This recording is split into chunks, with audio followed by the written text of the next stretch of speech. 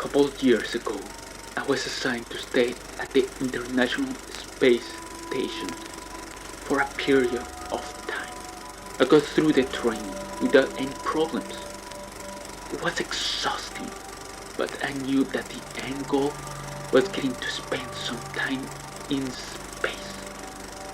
I was going up with two other astronauts who had previously spent time aboard the International Space Station. They had helped me in my training, and I considered them friends by this point. We had a meeting that day, before the takeoff, to finalize everything that we needed to know. I sat there quietly, while making mental notes of everything important that was said. The person leading the meeting turned to me and started telling me that there was something that I had to be careful about. I was confused at first as to what he meant. He began to explain that there will be 7 of us there aboard the station, while showing us the pictures of the 4 other crew. He warned me that these are the only people that I should acknowledge while on the station. I shouldn't talk to anyone else, and if I hear someone outside the station begging to be let in, I should quickly do a head count before opening any hatches. I stood there with my mouth hanging open as the meeting continued on. I laughed to myself after a few minutes, as I thought that he had just got me with an epic prank. The flight to the station was uneventful, and I was proud of myself for actually making it into space. And I knew that my father would be very proud of me, as he had always supported my dreams. I quickly got to know everyone on the station, as we were in very close quarters. I remember gazing down at Earth. I was shocked at how beautiful it looked. This was the greatest moment of my entire life.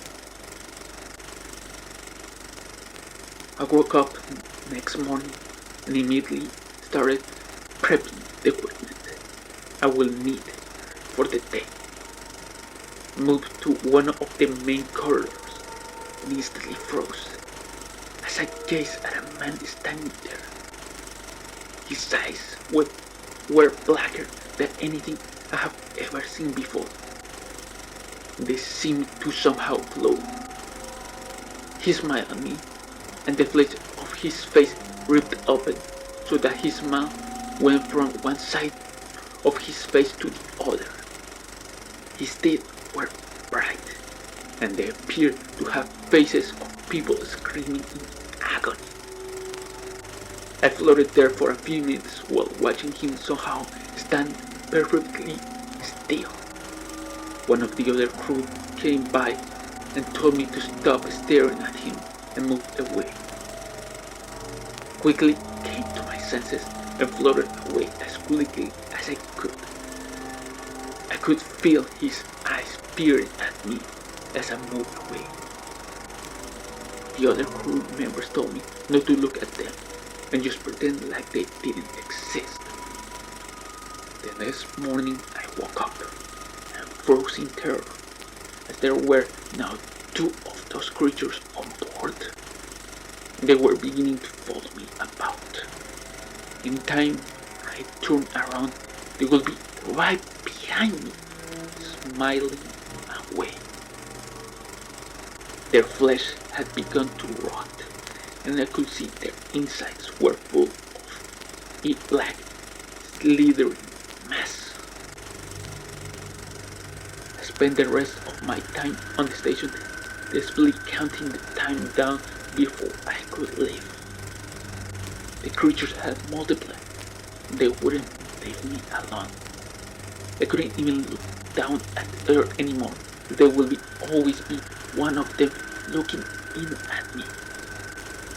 I was ecstatic when it was time to leave, as I could finally get away from wherever the fuck was up there. These creatures seemed to look sad As I prepared to leave, they began to wave at me as I climbed aboard the shuttle. Their bodies were now so rotten that only the bones remained. I would pierce you as I finally set foot on Earth. Again, I swore to myself that I would never go back to space. If any of you ever have to go to the International Space Station, then don't look at someone who isn't one of the crew members.